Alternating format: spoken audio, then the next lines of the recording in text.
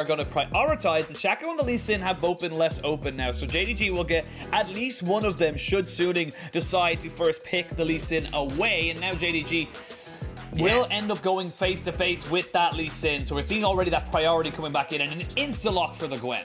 Yeah, for a good reason. Gwen does some pretty absurd things, and this is where I sort of want to go back. Oh yeah, just Gwen Viego, lock it in. Viego, for some reason, just went to the second ban phase last game. Didn't really understand that one, but some normalcy resumes in this one. Is JDG going to delay their bot lane picks? Because that was the big change, right? You know, JDG sometimes will go for their bot lane very early on. More often than not, though, they're locking in their entire top side of the map and saving their later picks for that bottom lane. We did see the Ziggs work out great for Huanfeng in the last game, and I think that it just fits in so nicely, especially because a lot of these very potent, you know, top side of the map champions are going to be physical damage. You know, if you're not playing Diana or Gwen, it's a little bit harder to find those AP fighters, the Sylas too, I guess, on the top side of the map. So having a Ziggs or any other mage in the bot lane is instantly going to shore up that damage profile.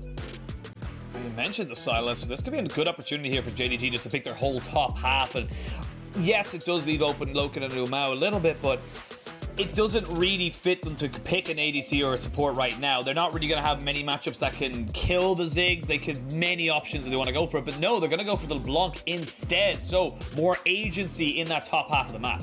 Yeah, you know, this is interesting because I feel like where JDG diverged from a lot of LPL teams and from Suning in particular is their desire to play more ranged champions in mid lane. You know, Yagao just seems a little bit more comfortable on like the Lucians of the world, you know, the Zoes, the LeBlanc, these things. And, you know, LeBlanc is a champion that can fight very, very strongly, but is a little bit more tied down to like the abilities, right? So you have to be landing those things, whereas, you know, if you chuck a Renekton into mid lane, he can just sort of run up into your face, do a lot of damage, and he's always going to have a high output. LeBlanc can be a little bit more hit or miss, but still very high agency individual champion. I think this gives them a little bit more instant playmaking, you know, than perhaps the Zoe, where it was, okay, bubbles down, we have to wait a very long time. LeBlanc next to a Viego in the jungle, this can really start to fight a little bit quicker. Picking it up on the final rotation of the picks as well means you are able to ban away some of those counters, or soft or hard, depending on how you look at them, as Lissandra and Twisted Fate all banned away. And again, JDG just trying to give Yagao enough time in this mid lane to, as you say, make those plays, get those instant bursts down with the distortion into the ethereal chains. With the Varus and Kai'Sa banned away, do you still lean towards this Aphelios? I mean, you can. The Thresh is still there. You can even go to the Jinx if you really wanted to. And again, I don't think that Loken was playing badly on the Aphelios. I just feel like it was just too little too late at the point. Yeah, no, I definitely think bot lane was not an issue for JDG at all in that first game. Like, even if you look at the first 10 minutes of the game, like there was like 10, 15 CS advantage. They were constantly getting the push in. So I think Thresh Aphelios is a perfectly fine option. It was more so the rest of the map, you know, couldn't really cohesively get up, you know, dive on in there. And I think LeBlanc has a little bit more instant value than that Zoe. The Viego too can get things done. So I do like this a whole lot more from JDG. And you also don't have a Nocturne that's going to be flying millions of miles away from the rest of your team. So the fight is going to be a little bit more condensed, a little bit easier to get up and surround this Aphelios, assuming that is what gets locked in. It's going to be easier to execute on these later fights. Suning just flexing their option. Whoa, okay. First Malzahar of the LPL locked in here for Angel. Now, correct me if I'm wrong, but I swear Angel has been a Malzahar player in the past. You would know better than me, but I know I've seen correct. Yeah, it is something that he has brought out, not for a very long time in my recent memory history, but has been something he has been known to bring out. But the Malzahar, honestly, this feels great right now because it does force a lot of pressure onto Loken to say, or even the LeBlanc, you can't just jump in anymore. You have to make sure you're not getting hit by the suppression. Yeah, I think this is really good. The Aphelios rounds it on the other side, but I was sort of wondering what Angel was going to go for. You know, if it was a melee mid lane, I was thinking maybe like a set or something to, you know, absorb all the burst damage on LeBlanc. Can't really get a lot done into that, but man, the Malzahar is even more frustrating because you have two melee champions on the top side of the map that, I mean, are gonna almost be forced into a QSS by now. Like, it's really hard to get the job done on Gwen, who wants to be dashed around. Viego too, like these champions that rely on mobility, invisibility, untargetability. It's just impossible. And now LeBlanc, she's super powerful because she can double distort in, deal damage, snap back immediately. Well, you can't snap back unless you have a QSS now. So this Malzahar pick, I feel like, might you know, maybe get, you know, ganked in the laning phase. Like, these things can happen, but I feel like with his passive, with that level 6 coming through, Malzahar is kind of a sick pick, and the more I think about it, the more I love it. It really is just a hard counter into everything that LeBlanc wants to do. Your harass is taken away from the passive. You can't just jump double Dusor in if you have got yourself the level 6 onto the Malzahar, and there is just a lot of different things that can work out in your favor for Sune. And not only that, but if you're able to find someone who's just a little bit overextended, that suppression just puts you in such a good place to be able to get all of your teammates into position to take that kill. It's going to be really interesting. Now, the one thing Sune have to remember, though, is their composition overall lacks, like, sustained physical damage within a team fight, right? You have double mage setup. Well, we can talk about this more in the game, because I think not running AD carries is very interesting in how it transforms your team fighting and your approach to it in general, but you're lacking something like that Aphelios. The Aphelios factor will always exist over there for JDG. It's going to be a really interesting game from the laning phase to the later team fights, Penguin. We'll have to see how it all pans out. Jumping onto the rift, the Jaios from the crowd, loud and clear. We can't hear them, but the people at home can, and we're going to see exactly how well this Malzahar pick can do. Does go with the Corrupting Pot as his first option, and then still going with the Spellbook, so opting for the utility, and they've got themselves a ward onto Yagao. They could flash over with the hook. They could go for this. It's so good. Here we go. There it is, and the silence with the W. First blood for Sune, and Yagao is in a world of hurt. You know what, Penguin? This is what I was looking forward to. Last game, we waited like 8 minutes before we got a kill. That's not the LPL we know and love. No, we're flashing over walls. SofM gets first blood. He's not able to go back to base and cash in on it, but he destroys the mental right there. You know, already jumping off to a first blood. You'll love to see it off of that one. And for the price of a couple flashes and an ignite, worth. I mean, the mental impact it's going to have is just going to be absolutely astronomical. You're to the moon with that particular pickup, and now for the side of JDG, you need to just pick yourself back up, realize that it's just an early kill that doesn't make that big of a difference, and make this game yours again, because if you fall down that hole of self-doubting, that's when things can get a little bit dicey. As we can see on the bot side, both the hook champions going in. There was an ignite used and a heal. They're trying to still get going this, and that's straight up just a kill. No flash on to get away, and now JDG have themselves a fight back. They subbed out on for off in between games. It seems like I didn't think there were any roster changes, but clearly there were. And we actually saw this almost happen in the last game, right? In the laning phase, I think it was level 2 where On got bursted down and, you know, barely sort of survived, had to use his flash out of that one. But big critical laning mistakes in the same laning matchup does not go well for On at all there. A quick bounce back for JDG. You know, this one was looking rough after the first blood, and obviously, like, that's not game ending, but to get that kill down in the bot lane too when Loken was the big focal point of any chance to come back in game 1, JDG going to be happy with that.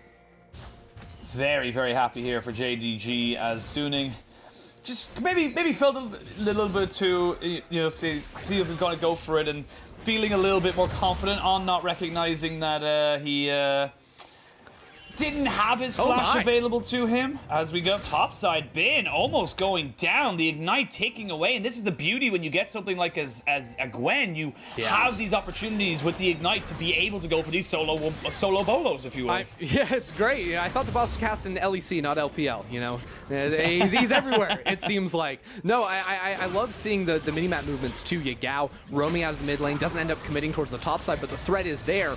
Forces Bin to back away from tower. This is something we're going to continue to look for on that LeBlanc, as well. Bot side Scuttle Crab you can't even easily take because bot lane has priority and can roam on up here. SofM is feeling the hurt for having that losing bot lane matchup early, and Kanavi gets both crabs to start the game off. Well, if you're a C9 Fran, you know how important the double crab is, as Blabber puts a lot of emphasis on that particular objective in the first 4 minutes. And good to see here from the side of JDG, not getting their heads down, not letting themselves get too down in the dumps, but SofM now recognizing no scuttle caps to take, so I can get myself up to this top side. This wave will be pushed in. It is a little bit of a slower one here. It's a bit dangerous, though, to try and dive a Gwen, as we can see that now on bot side. Maybe they go for something a little bit more. The hook beautifully danced away from by On, and then it will be It's a big wave. They're diving it. They're going for it. They're going to see if they're going to TP out. You can see Zoom coming in now. They're going to use a hook shot to get out Bin as he was tanking up the turret. But now Kanavi is here. It's a native 3v3 scuttle. It's fights on both sides of the map. But they're feeling so good about it. And I've just been told by my production that that first blood was the 5,000th kill for Suning in the LPL. Very good milestone for them. And we'll see if they can turn it into a 2-0. You know, good omens. How about that? I love seeing those little milestones. Also love seeing mid laners getting involved in the game. Already seen a couple of roam attempts now, just 5 minutes in. This is more to be expected when those TPs come up. Yagao constantly looking to either walk into the enemy jungle with Kanavi, go into side lanes, and on hooks the minion. You know, it's important. Get it over there, then you can proc it for the relic shield. I'm just making this up. It's not actually a real thing. Man, it's not about getting a kill. It's about sending a message. Okay, exactly. He could have hooked him. You have to always be aware of the lollipopping. All right. Yeah. No, he wanted the minion. You know, because his relic shield. That's the big brain play. You know, one thing I did want to mention actually quickly. It's been a couple minutes now, but the rune choice from Angel's Malzahar, because it is a little bit less common of a pick, but he went big into the sustain option. So he started with Corrupting Potion. He has Biscuits in his runes, also has Taste of Blood and Ravenous Hunter. So this guy, with his passive as well, is pretty immovable in lane. Yagao can't really put down much hurt of anything onto the Malzahar, and once you start stacking up points, you know, into your dot damage there on the Malzahar, like, you just sort of crush through the minion wave, you can drop all your stuff and then back away, and that's something that you can't underestimate. Like, the amount of time you have to spend in lane is so little on that Malzahar, because you just have to put down your Voidlings, pop your E once you get to a certain point, and then you can just start moving. You can be clearing the waves while you're not even on the screen, just like you saw from Angel there, so there's no threat whenever LvMao comes around for a gank opportunity. Well, no gank opportunity, but there is a dragon opportunity here for JDG as Kanavi and LvMao push themselves onto that. SofM is 2 levels behind right now, actually, on the Kanavi. Kanavi level 6 to level 4, so SofM should be hitting level 5 just there, but you can see just how important that double scuttle can be, putting you behind on the clear and on. Don't know if you want to be here just at the moment, buddy. They will spot him out. There's a blast cone, though, to keep him safe, and now he'll know exactly where the enemy jungle and support are setting up camp. This is great, though, seeing Kanavi get into the enemy jungle, because he's 0-0-0 in this game, but it's a very different look now because his lanes are, you know, a little bit, you know, they're winning more. You know, you walk in the jungle with LvMao. We saw him playing with Yagao earlier, too. Like, Kanavi can attack the enemy jungle as opposed to lanes. Oh, Yagao is forced to flash, and he's nowhere to go now as the Hextech Ultimatum comes down, and SofM gets himself a nice, clean kill. Good roam down from Bin to force out the Summoner, and a great execution there. Man, Bin just showing up in a big way. MVP of Game 1, and this time he's the extra man Suning need to get that hit on mid lane. Beautiful stuff, and Angel still even has his ultimate too, so it's not even like they lost that much for it. Bin can walk back up in the lane, can clear out this whole wave, and look at your minimap too, because SofM is on a warpath. You know, he can come in from behind if he wants to, and make that happen. Spotted out a ward. Good vision coverage here with the wards all in the bushes to make sure there's no real avenue apart from the lane itself for SofM to make anything happen. But good start here for Suning, getting Penguin, themselves back on the horse. I've got a question, because right now SofM's ultimate is grayed out, indicating that he has not skilled up his Arya. Do you think he's misclicked and, you know, upgraded a different ability, or do you think he's doing SofM things and he's just waiting with that plus button until he needs to use his ultimate? Because I kind of feel like that's one of the big brain things he would do that doesn't really do anything, but it's kind of sweet. We got to fight in the mid.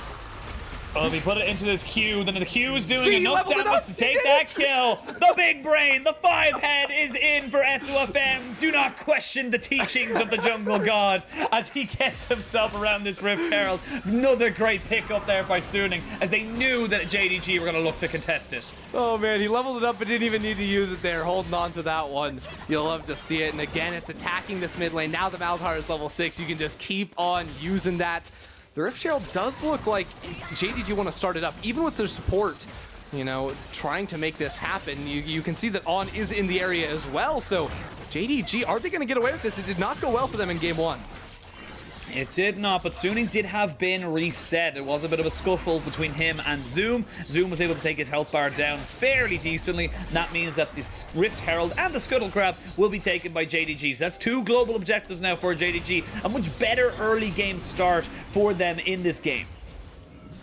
Definitely going well, and you can see just the control they have over the map. LvMao, Yagao, and Kanavi have sort of controlled the pace for when they are going to be attacking It usually has revolved around that middle lane, because again, the idea is if you can open up this LeBlanc, then you can walk into the enemy jungle, you can attack side lanes, and all this stuff. But we have hit that point of critical mass where it feels like on the Malzahar, hard to push him out of lane, and 2v2 on the top side of the map.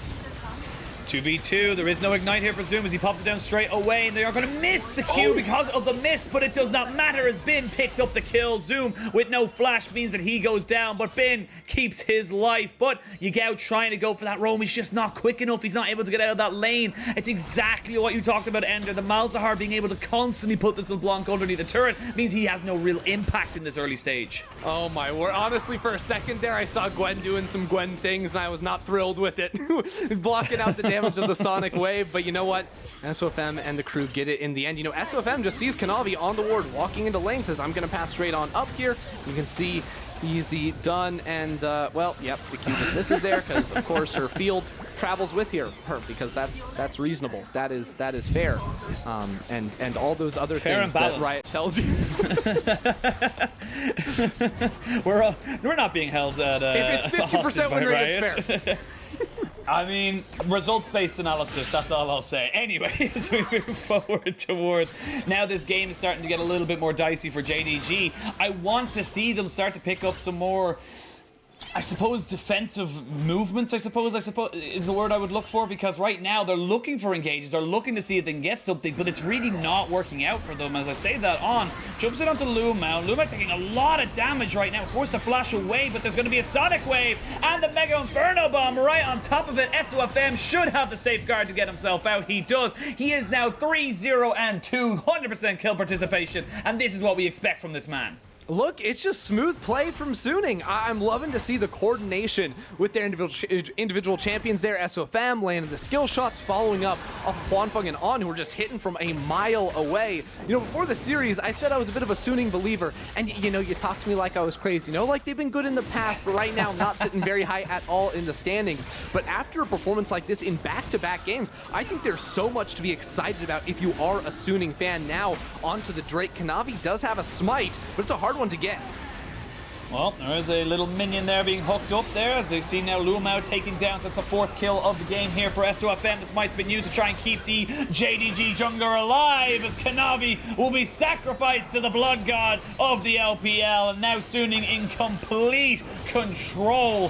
4-0-4 for Suning on this SofM pick, and he is becoming an error in JDG's screen.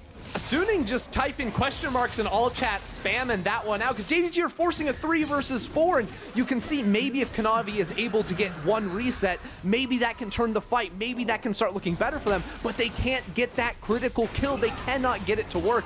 Gwen's in the top lane, you know, Loken's down bot side, doesn't have the push, because again, he's playing against Ziggs. Ziggs is the first to move over here, so they're just waiting. When will the reset come in? When can we get some support from our team? It is not going to happen. JDG are just bashing their heads into a brick wall because Suning will not die.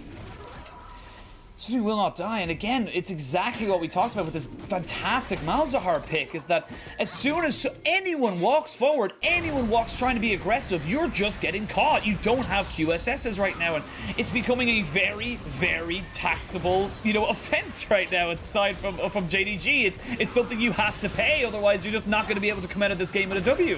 And even if you do pay that tax, SofM is 4-0-4, finished his gold drinker already. Like, you're already behind considerably in gold, 3,000 gold. If you're investing 1,300 on multiple players to get a QSS, like, that is not going to make you very happy coming into the fights. You'll still just deal less damage, so yeah, you can get away from the CC, but you're still probably going to end up falling. Suning have done such a great job of finding their mark, of locking down Yagao in lane. It felt like last game it was all about bullying Zoom, making his KDA look really sad. This game, it's Yagao has been unable to accomplish anything on this LeBlanc, and I don't want to jump out and say like Malzahar is like the ultimate counter. Oh my god, like we need to see a million of this. But I do hope this game makes some heads turn, makes people think, hey, this Malzahar pick can definitely work in the right context.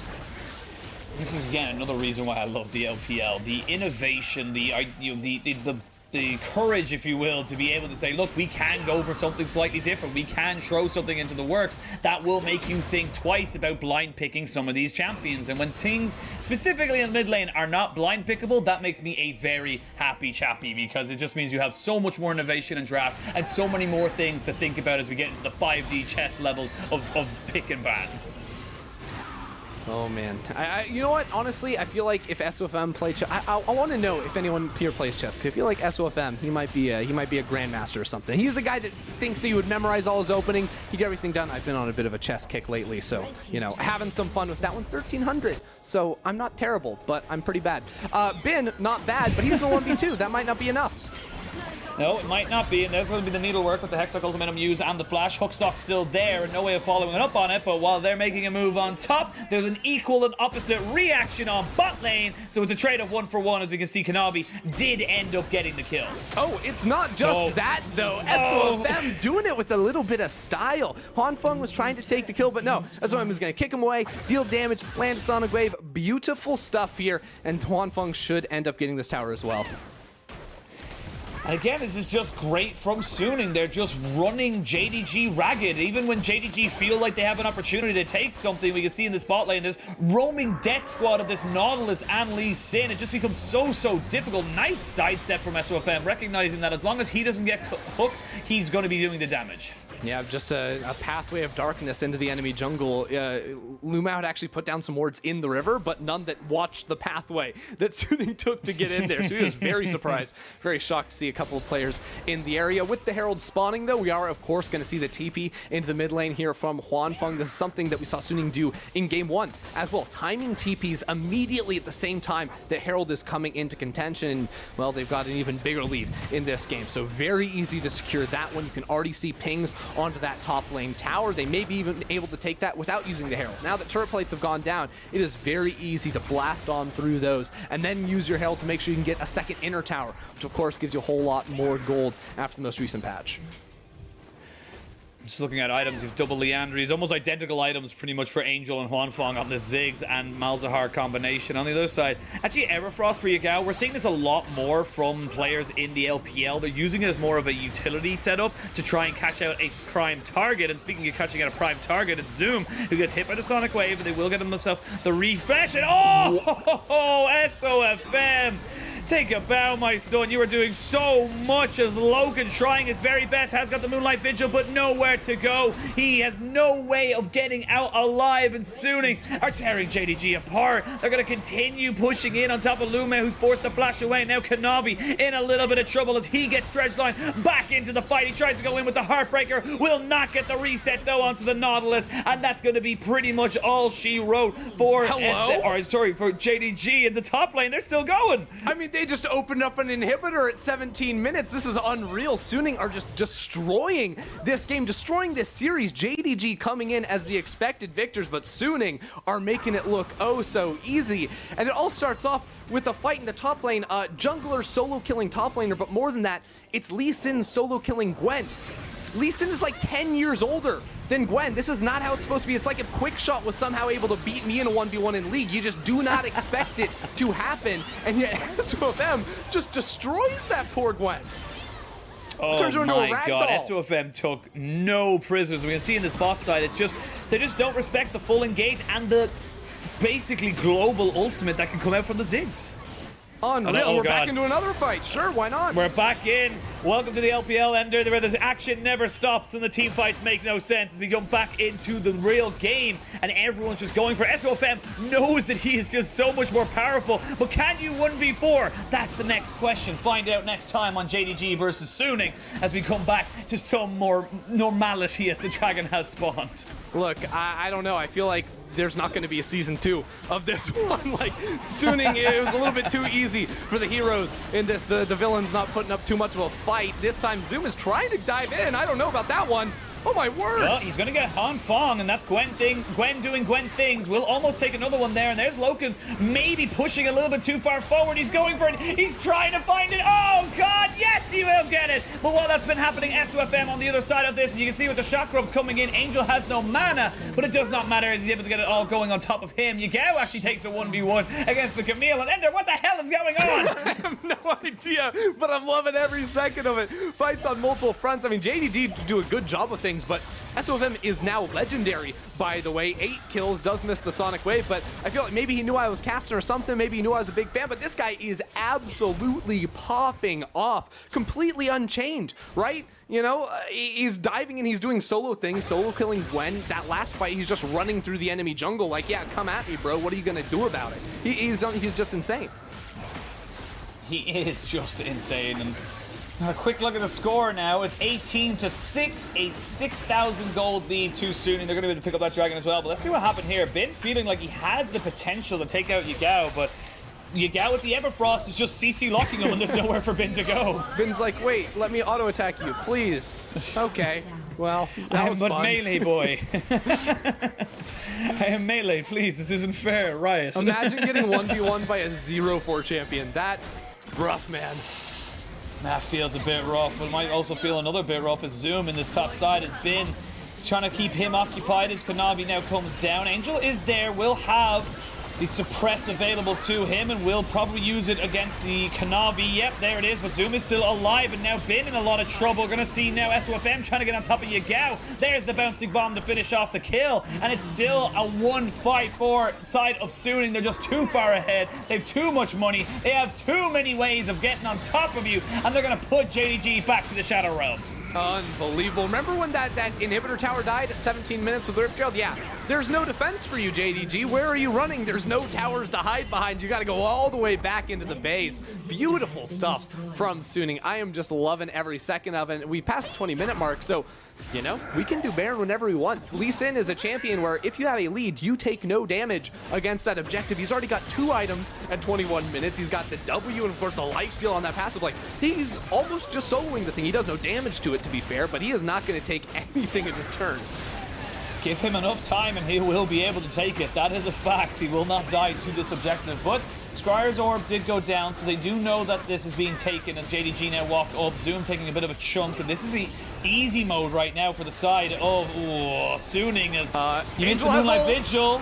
Angel has ult, and they're going to jump straight on top of him, and that's exactly what we talked about. They're going to be able to jump in, but you can't jump back out. Now SofM trying to preserve his KDA. He will finally fall. It is the Thresh that picks up that one, but you can see the damage is here. They're trying to keep Zoom, they're trying to keep Loken, they're trying to keep Kanavi, and everyone's just keep going back on top of this. Kanavi coming back forward with this Viego reset. He gets 2 as he keeps pushing forward. Nice satchel charge, though, as Huanfeng cannot escape destiny, and that's going to be another reset there as Kanavi goes down anyway. Ziggs on Ziggs, just violence. It's just, what is going on? I don't know what's. I don't know where I was going with that last bit. I clicked on the wrong link at some point. I don't know what I'm watching here. Oh my word! Somehow though, JDG put up a very strong fight in Suning, sitting on a whole lot of gold. They hadn't gone to base. They were trying to do the Baron, of course. Also 4v5 right at the start. It did look good for a little while. You know, did put down the damage, but Angel gets chunked out very quickly. SofM also has to run away, ends up getting finished off himself. And then here, I don't know, I feel like if the rest of the team had decided let's fight with Bin, we go for it. But Bin put on a clinic in the 1v3, gets the first kill, and then dodges away from the hook, uses that hook shot beautifully, is almost able to get LvMao there. But once he drops, Kanavi gets access to the hook shot, and it becomes a little bit easier for him to close the distance and finish off Huanfeng for an even 4-for-4 trade overall, which is not what you'd expect down 8k gold. No, I actually think Kanavi survives if he doesn't take that reset. I actually believe he just walks away from the turret and doesn't die. But its buts and maybes are definitely the call of the LPL. There's a lot of different question marks as we come into it. And now 6,000 gold in favor of Suning. They can go back towards this Baron. This time, though, they've got a little bit more control, but that one ward has yet to spot it out. So now they know on the side of JDG that it's going down. It's not exactly a quick one, though, and there's only 3 people on it. Yeah, a lot of good zoning from the Ziggs too. Oh, beautiful satchel charge. Oh, it's beautiful satchel charge, but a great Everfrost actually stops about 3 or 4 members, but the Ignite ticking, Yagao goes down, so he will have no further part in this fight. Now, we can reset and go for it. Huanfeng in a lot of trouble, but he's got his teammates to back him up. The Moonlight Vigil only lands onto On. Flash forward from Loken as SofM takes down the Gwen. It's 2 kills here for Loken. Great hook onto SofM. Can Loken do it? He's got more auto attacks in him, but not enough sustain. And they're going to be able to take him down. Triple kill for SofM, and they're back onto the Baron. Oh man, it was almost Loken's moment there. Time to shine. Red, white, let's fight. And Loken almost gets the job done, but the rest of the team was not able to do enough for him to set things up. Suning coming in with those big old walls, doing so much. I mean, I feel like I'm just reciting KDAs at this point, but 12, 1, and 10 is just disturbing to see in professional play. SofM putting on a clinic, and watch this. Yagao dives in, boop, into the hook, into the nether grasp. I mean, you're just not going anywhere. It just feels terrible to be Yagao in this game. It really does. This is not a LeBlanc game that you're having fun in. And the fight almost goes back into JDG's favor, because look at Loken. He's just free hitting. Nobody touches him. And if it wasn't for a couple of clutch stopwatches or Zhonya's, this fight looks very, very different. Yeah, I mean, it's just so hard with the survivability, even the stopwatch there from SofM. Frankly, if Loken can keep hitting SofM there, maybe it's a little bit different. Good hook against the wall, but there's no follow-up. Still, though, with Baron minions in the mid lane, like, Suning are just on a warpath here. They can continue to push up. They've got super minions topside. Camille's bringing that wave around in the bottom lane as well. It is all go here for Suning. And I love this pickle from Angel. Goes with the Medjay Soul Stealer, just knowing that he is not going to die. He's already got 2 tanky items, the Rylai's Crystal Scepter, and you can see the damage here. Loken is getting there, but again, similar to game 1, is it too little too late for the side of JDG as they look to try and defend against this Baron push? I mean, Lee did almost 5,000 damage in a team fight. That is not reasonable. That is not okay, and JDG have to force fight in mid because they're just losing their base. They are, and as SofM just backs away, misses out the chains, the Everfrost doesn't land, they're going to take their second inhibitor, so that's bot and top, the 2 inhibitors that you do want to take as they're so diametrically opposed to each other.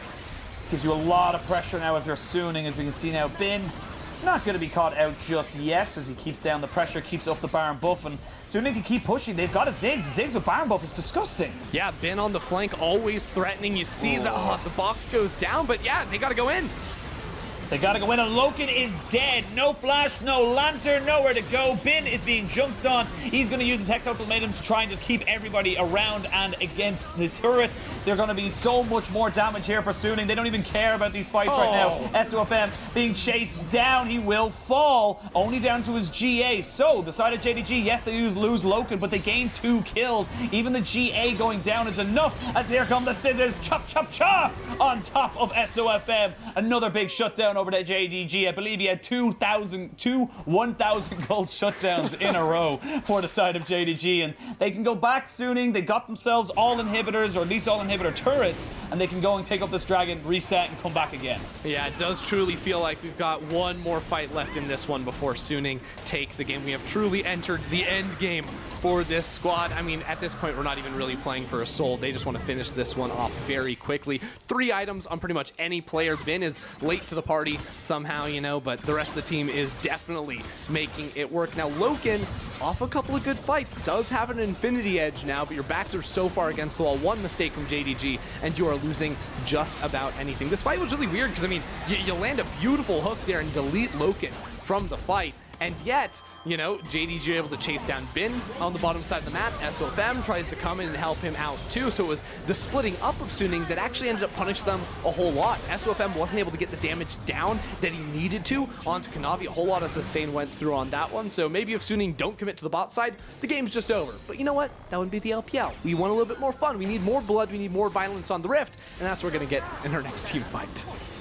45 kills in 28 minutes. That's where this game is right now. That is an absurd amount of kills on either side. 31 here for Suning, and as they're pushing in towards this top side, and Hextech Ultimatum goes down onto Zoom. I don't know if that's the target you really want, though, Bin. They get the needlework, and important to notice, though, Loken still does not have his flash. Still waiting for that cooldown, but he does have a stopwatch. Now, do they look to try and just go for this one? There's the Mega Inferno Bomb down. Oh, yeah. They're going to take down LvMao. Takes him down. The kick is fantastic. They get the Moonlight Vigil off onto SofM, but he goes down without using his locket. And now with the ultimate from the Malzahar, you cannot go in on top of that. But look at this damage coming out from the side of SofM. Sorry, not from SofM, from Yagao. He gets taken out by Angel. That's the game. That's the series. Suning go to 6-5. JDG left wondering what happened.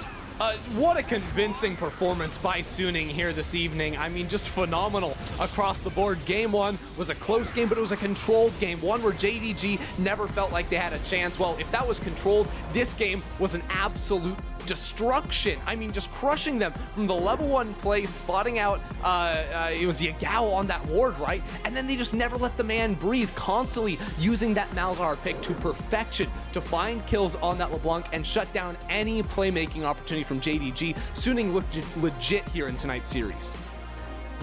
Honestly, that's the best way you can put it. They looked legit. They looked like a playoff contender, and we had a couple of question marks about this squad purely because of the hot and cold. They were in, they were out, they were up, they were down. They didn't really find any big consistency, but the one thing they have done this split is find big wins against big teams. This is a massive scalp now and puts them on to 6-5. And with only 5 games left in the split, you need every single win you can muster.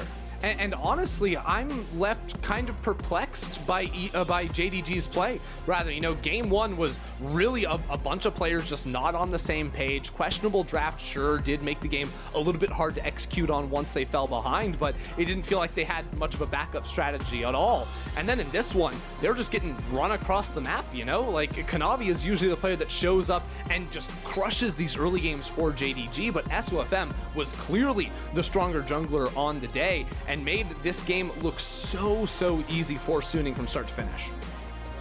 It really did. I think Suning, for lack of a better term, clapped JDG. It didn't even look close. It never looked out of doubt, and it was such a good showing from Suning coming into the later stage of the season, and this is great for them just in general because it does show that this team is developing. It is healing from the hole in their heart when Sword Art left in Spring Split to go off to the NALCS, and it shows good things for the world finalists from 2020. Oh, absolutely. No, I feel like there's going to be some renewed faith in Suning after their performance here today. I mean, it's funny because, we talked a lot about Bin in the first game. We talked about SofM and Angel here in this game. Huanfeng on the Ziggs, I feel like, is such a phenomenal pick. It's one that has definitely been gaining popularity, gaining a lot of steam here in the LPL and across the rest of the world, but showing why it can be so effective, right? When the rest of your team is diving on in, well, all this zone control makes it really hard for the enemy team to do the same when a lot of these compositions about super high agency individual champions, super high mobility champions that want to dive into your face. Well, Yagao tried to do that. One satchel charge from Huanfeng just completely shut down his entire day. The rest of Suning played super well off of those abilities and definitely showed us why that pick can be so strong. Yeah, absolutely. And even just an added thing to that is that we obviously talk about the satchel charge, but the empowered auto attack you get from his passive to take down turrets later on in the game, you can't base race, you can't go for trade because you just lose. You lose those fights every single time. And we're going to talk about our MVP. It wasn't going to be anybody else given how this game went. SofM was the MVP for game 2. Guy was on a mission. He was a man demented, and that one goal was just to win. Look, I'm gonna pretend like he did it for me. He knew I was gonna be watching this game. He's like, yeah, I'm gonna give Ender a sweet Lee Sin performance and start off with the first blood, maybe making things a little bit easy, but then working with Bin to roam towards that middle lane. That's death number 2 for Yagao. It would not be the last for Yagao. A whole lot happened because death number 3 came shortly thereafter. Again, it's SofM working so well with his solo laners early on to cash in on these kills, and a lot of junglers after you get 3 kills, they'd keep farming, doing their thing, continue to slowly build their advantage. SofM said, no, I'm also just going to carry within the team fight to pick up all the kills there too. Like, he was just getting seemingly every single last hit for a lot of this game. 4-0-4 at 15 minutes. I mean, it's just unbelievable. It really was. The fact that we mentioned it in cast during that last clip, 1v1ing the Gwen at that stage of the game should never be a thing, but he was just so monstrous, so unbelievably fed that it is what it is. Lee Sin doing Lee Sin things, and why we see such a massive priority on this pick from so many teams in so many different lanes, because if he does get that advantage, what are you to do? Lose. It's not You easy. know what? You I wasn't expecting that response, but I should have, and that's on me. So I'll accept honestly, that like one. there are definitely a lot of really strong Lee Sin performance in history, but that one like took me back to like Peanut on SKT at MSI 2017 against Gigabyte Marines, where he got like 17 kills on the Lee Sin. Like it was one of those complete game takeover performances that you're not gonna forget for a long time. That one was disturbing. It becomes a performance that makes you synonymous with that champion. That's how good of a setup it was. And